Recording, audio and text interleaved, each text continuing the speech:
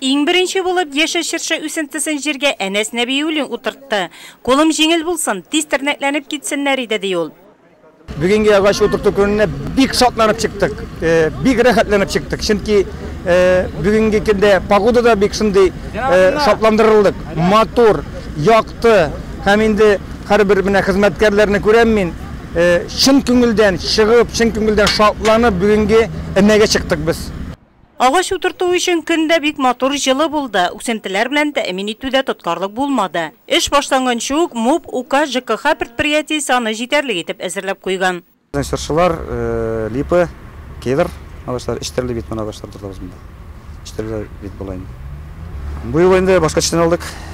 Тырышабыз, наверное, китеп булабыз инде. Урман утырту көнендә Кариев урамы буйлап 250 төп шыршы, кедр, юкә агачы үсентеләре утыртылды. Шунда ук су сибәр өчен машинада куелган иде.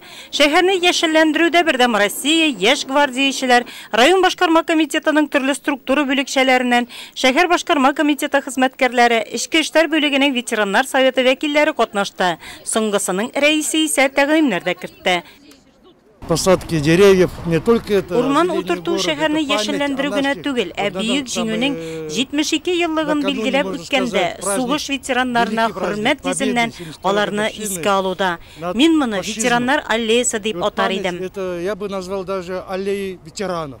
Агач утырту көнендә шәһәр буенча 1000 төп агач утыртылды. Бу көнне торак милекчеләре ширкәтләре һәм идарәче компанияләр үз территорияләрен яшелләндерде. Иң мөһиме агач үсентеләре тернәкләнеп китсеннәр.